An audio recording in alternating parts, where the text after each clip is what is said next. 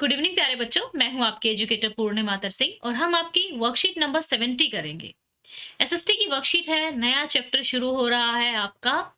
ये है most important chapter आपकी 10th क्लास का, नेशनलिज्म इन इंडिया। ठीक है, भारत में राष्ट्रवाद। बच्चा आपने इससे जो पहले चैप्टर पढ़ा था, rise of nationalism in Europe, जिसमें हमने देखा था कि यूरोप में किस तरीके से राष्ट्रवाद की भावना बढ़ती है ना। तो अब हम देखेंगे भारत में ऐसा किस तरीके से होता है।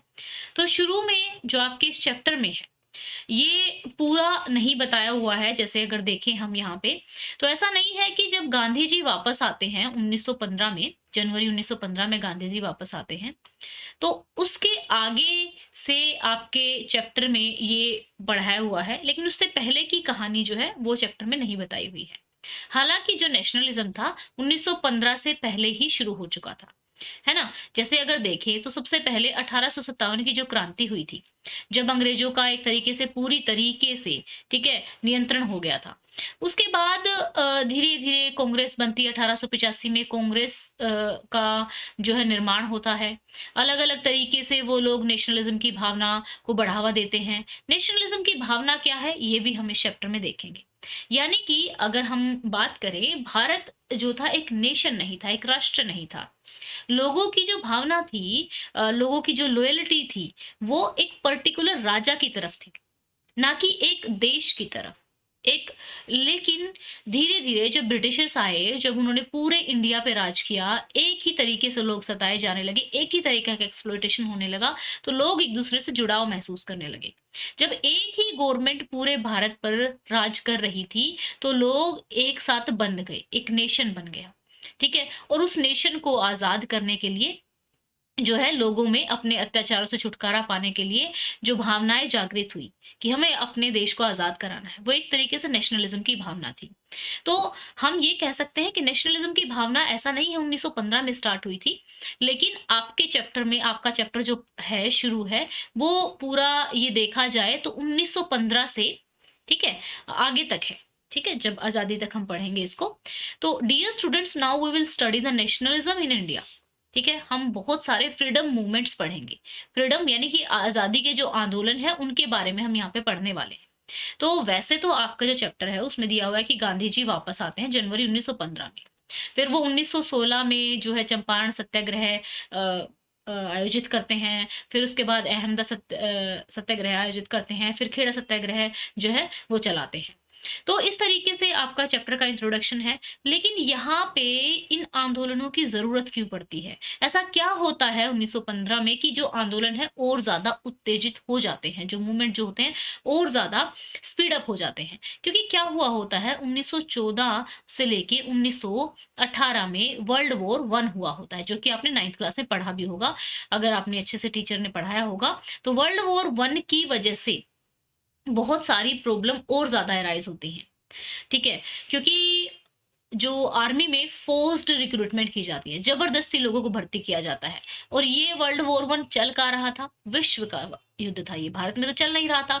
जर्मनी, ऑस्ट्रिया, ठीक है?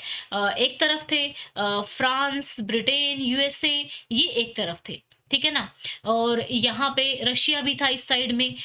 तो इस तरीके से यहाँ पे Germany, France, Russia, Britain, USA, इनका आपस में युद्ध चल रहा था।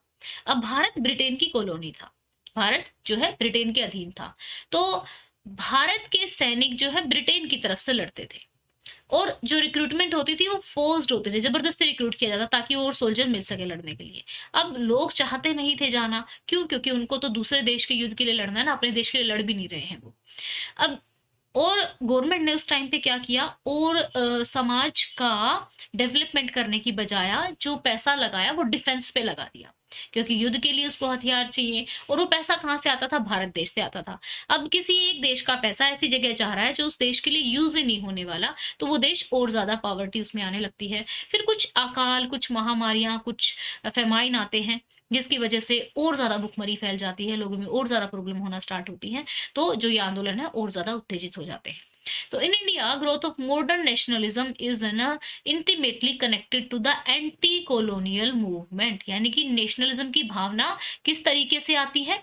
जैसे हमने फ्रेंच रिवॉल्यूशन में देखा, नेशनलिज्म की जर्मनी में देखा, इटली में देखा, तो उनकी जो नेशनलिज्म की भावना है, ऐसा नहीं है किसी और देश के प्रति जागृत होती है ना? किसी और देश से छुटकारा पाना था, ऐसे जागृत होती है। उनके अपने देश के रूलर ही ऐसे थे, ठीक है? जिससे उनको मतलब जो तानाशाह थे, उनको डेमोक्रेसी लेकर आनी थी, देश को यूनिफ़ाई करना था। हमारे भारत में पहले तो पहली बात तो नेशन ही नहीं था, अलग-अलग राज्य पे अलग-अलग राजा राज किया करते थे। फिर एक जैसे राजा, एक तरीके से एक जैसी गवर्नमेंट का जब राज हुआ, तो उस एक गवर्नमेंट से लड़ने के लिए जब लोग यूनिटी आई लोगों में, कौन-सी गवर्नमेंट से? एंटी कॉलोनियल गवर्नमेंट, जो कॉलोनियल गवर्नमेंट थी, उसके खिलाफ जो मूवमेंट चले, वो एक तरीके से बहुत बड़ा रोल प्ले किया उन्होंने नेशनलिज्म की भावना को जागृत करने में। People began discovering their unity in the process of struggle with the colonialism. The sense of being oppressed, यानी कि उनको दबाया जाता था, मारा कूटा जाता था, under colonialism provided shared bond that tied many different groups together. First world war and its impact देखेंगे। इसने ना एक नया इकोनॉमिक और पॉलिटिकल सिचुएशन लाके खड़ी कर दी थी। क्यों? क्योंकि इसने बहुत ही ज्यादा डिफेंस एक्सपेंडिचर, यानी कि वॉर के लिए खर्चों पे इसने बहुत पैसे लगाए थे, ठीक है? Which was financed by the war loans, तो इसने उसके लिए लोन लिए थे, ठीक है ना? और उस लोन को उतारना है तो इसको टैक्सेस बढ़ाने पड़े। अब टैक्स तो जनता ही देगी ना। अब जनता के पास पैसे पहले ही नहीं है और आप टैक्स और लगा दो, और टैक्स लगाओगे तो अगेन क्या होगा? जनता परेशान होगी। तो जनता के पास है ही नहीं, दे कहाँ से? तो रिवोल्ट ही तो करेगी ना। कस्टम ड्यूटी बढ़ा दी गई थी, इनकम टैक्स लगा दिया गया था, ठीक है ना? तो अब long war led to increase in the prices of goods, ठीक है? प्राइसेस जो पैसे जो चीजें थी उनके प्राइसेस बढ़ गए थे, लोग खरीद नहीं पा रहे थे। विलेजर्स को कहा जाता था कि अपने बच्चों को आर्मी में भर्ती कराओ, ठीक है ना? तो फोर्स्ड रिक्रूटमेंट होती थी। अब 1918 से 99, ठीक है, 1920 से 1921 में कुछ ऐसा होता है, एक फ्लू आता है, ठीक है? इन्फ्लुएंजा फ्लू आता है, जिससे और ज़्यादा क्रॉप भी फेलियर हो जाती है, लोगों की डेथ भी बहुत होती हैं। This was accompanied by influenza epidemic according to the census. 1921 के सेंसस के अकॉर्डिंग 12 से 13 मिलियन पीपल जो हैं फेमाइन, अकाल और महामारी की वजह से क्या हो जाते हैं? मर जाते हैं। तो इससे भी और ज़्यादा जो गवर्नमेंट होती है, सबको लगता है कि ये गवर्नमेंट जो है, ये ब्रिटिश गवर्नमेंट है, यही हमारे दुखों का कारण है, इसके खिलाफ लड़ना है। तो आंदोलन और ज़्यादा क्या हो जाते हैं? उत्तेजित हो जाते हैं।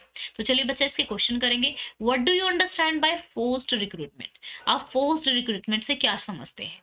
फोर्स्ड रिक्रूटमेंट का मतलब है एक ऐसी प्रक्रिया जिसमें जबरन जो है, जबरदस्ती आर्मी में लोगों को रिक्रूट किया जाता है। Forced recruitment is a process by which the colonial state forced people to join the army. The British government in India resorted to it at the time of First World War in order to boost the number of soldiers fighting from its side. तो British government ने world war 1 के time में ऐसा किया था। अब evaluate the impact of first world war.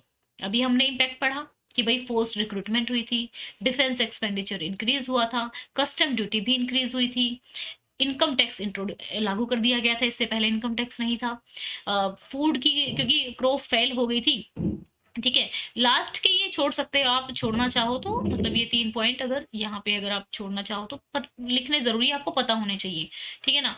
Food grain के prices double हो गए थे, फेमाइन एंड इपिडेमिक, पीपल जो थे मर रहे थे फेमाइन वगैरह की वजह से, तो ये वर्ल्ड वॉर के ही रीजन रहे थे।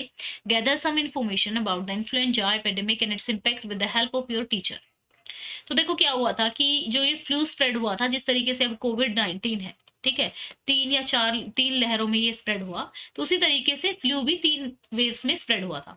फर्स्ट वेव आई थी 1918 में, सेकेंड वेव आई थी सितंबर 1918 से 1919 में, जो कि सबसे ज्यादा खतरनाक थी। थर्ड वेव आई थी फरवरी 1919 में, ठीक है? The first 2 waves were intensified by the final years of world war 1, ठीक है? और ये जो पहली और दूसरी थी ना, पहली और दूसरी वेव, क्योंकि 1918 के टाइम में और ज्यादा इसका इम्पैक्ट फील होता है क्योंकि वर्ल्ड वॉर चल रहा था, ठीक है? Flu was particularly deadly for young adult. ज्यादा बड़ा नहीं लिखना चाहते हो तो पहला पैराग्राफ लिख लो, अदरवाइज क्योंकि यहाँ पे पूरा एक रिसर्च के फॉर्म में आपको लिखना है, तो ये इंटरनेट से आप लिख सकते हो। The flu was particular deadly for young, बच्चों के लिए बहुत डेडली था। बेशक उनमें कोई कंडीशन एग्जिस्ट करती है कि नहीं करती है। अब रिसर्चर्स ने ये एनालाइज किया था कि जो 40 कंट्री है उनमें मोर्टेलिटी रेट काफ़ी ज़्यादा रहा था। 92% of population in 1918, even larger share of GDP. ठीक है, मोर्टेलिटी रेट 0.3 था ऑस्ट्रेलिया में, मरने का मोर्टेलिटी रेट में मरने की जो दर थी। 1918 में 5.8% जो था केन्या में था, 5.2% था इंडिया में, क्योंकि इंडिया ऑलरेडी गरीब था तो भुखमरी ज्यादा थी। तो यहाँ पे आप देख सकते हैं, ये एक एनालिसिस के फॉर्म में ये आपको रिपोर्ट लिखनी है, इसको याद करना जरूरी नहीं है, जस्ट ये क्वेश्चन आपको लिखना है। ये आपके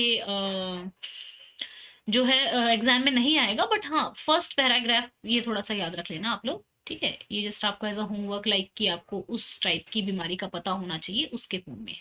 ओके बच्चों, तो ये थी हमारी आज की वर्कशीट। आई होप सो आपको अच्छे से समझ में आ गया होगा।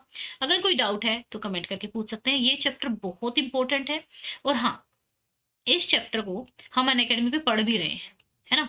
ये चैप्टर हम ऑलमोस्ट कंप्लीट होने वाला है। तो अभी तक अगर आपने अनअकैडमी पे मेरे साथ क्लास नहीं ली है, अभी तक हमने इस चैप्टर को पार्ट बाय पार्ट 5 पार्टों में डिवाइड करके पढ़ा है। 22 जनवरी को इस चैप्टर का पूरा 1 गो में एक लेक्चर होने वाला है, पूरे चैप्टर का एक लेक्चर। ठीक है, तो 22 जनवरी वाले लेक्चर का लिंक जो है नीचे डिस्क्रिप्शन में दिया हुआ है, उसको क्लिक करेंगे, ठीक है, एंड नोटिफाई मी पे प्रेस कर देंगे। अगर फर्स्ट टाइम क्लास अटेंड करेंगे वहां पे तो पूर्णिमा 10 कोड लगाना। क्लास बिल्कुल फ्री है। क्लास का टाइमिंग 6:30 बजे है। क्लास आपकी एक दिन छोड़ के एक दिन होती है, जैसे 18 को हुई, 19 को नहीं होगी, 20 को होगी, 21 को नहीं होगी, 22 को होगी।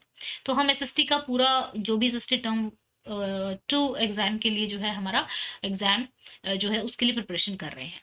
ओके, सो यहाँ पे एक और चीज मैं आप लोगों को बता देती हूँ। आप लोगों को मालूम ही है वैसे तो कि अभी तक सभी बच्चों को पता लग चुका होगा, लेकिन कोई बच्चा रह ना जाए तो उस चीज के लिए देखो बच्चा, एजुकेशन फॉर लाइफ अनअकैडमी एक एग्जाम लेकर आया है, टैलेंट रिवॉर्ड एग्जामिनेशन है, जिसमें अगर बच्चे का रैंक अच्छा आता है तो एजुकेशन फॉर लाइफ, यानी कि पूरी लाइफ के लिए आपकी एजुकेशन फ्री हो जाएगी। कैसे? अनअकैडमी स्पॉन्सरशिप करेगा आपको। ठीक है, तो 4 टेस्ट होंगे, उसमें से जो 2 टेस्ट है 29 और 13 वाला बहुत इंपॉर्टेंट है, क्योंकि एजुकेशन फॉर लाइफ उसी पर एप्लीकेबल होने वाला है। दोनों टेस्ट देने जरूरी है। हालांकि चारों टेस्ट देने जरूरी है, क्योंकि आपको जनवरी 23 और 6 फरवरी वाले टेस्ट से पता लगेगा कि अगले आने वाला टेस्ट किस प्रकार का होने वाला है। इसको कोई भी बच्चा 7th से लेके 10th क्लास और जो प्रिपरेशन कर रहे हैं, आईटीजेई क्लास 11th, आईटीजेई ड्रॉपर्स जो हैं 12th क्लास के, वो दे सकते हैं। ठीक है, साथ के साथ आप लोगों को स्कॉलरशिप तो मिलेगा ही मिलेगा, इसमें आप लोगों को रिवॉर्ड भी मिलेगा, जैसे कि रैंक 1 को मैकबुक एयर मिलेगा, रैंक 2 और 3 को एप्पल आईफोन मिलेगा, एप्पल आईपेन मिलेगा, अमेजन इको डॉट मिलेगा, अमेजन वाउचर्स मिलेंगे, राइट। एंड यहाँ पे आप देख सकते हैं, जैसे ही 2 लिंक दिए हुए, एक स्पेशल क्लास का और दूसरा प्रोडेजी इस टैलेंट एग्जामिनेशन का। लिंक को क्लिक करेंगे तो ऐसे स्क्रीन पे पहुंचेंगे, एनरोल फॉर फ्री पे कर लेना, तो क्या होगा, आपका एनरोलमेंट हो जाएगा। अब CBSE student for class to 6 to 12, ठीक है ना, ये जो ऑफर है ये प्लस और आइकॉनिक सब्सक्राइबर के लिए है। सो इसमें क्या है कि जो अगर आप 12 महीने का प्लस का सब्सक्रिप्शन खरीदते हैं तो आपको 3 महीने का एक्स्ट्रा मिलेगा। आइकॉनिक खरीदते हैं 12 महीने का तो 6 महीने का सब्सक्रिप्शन आपको फ्री मिलेगा। ये पहले 500 सब्सक्राइबर्स के लिए है, अगर आप खरीदने में इंटरेस्टेड हो तो। ओके बच्चों, वीडियो आई होप सो अच्छा लगा होगा। वीडियो अच्छा लगा है तो जल्दी से लाइक कर दो, चैनल को सब्सक्राइब कर लो। Thank you, have a nice day, may God bless you.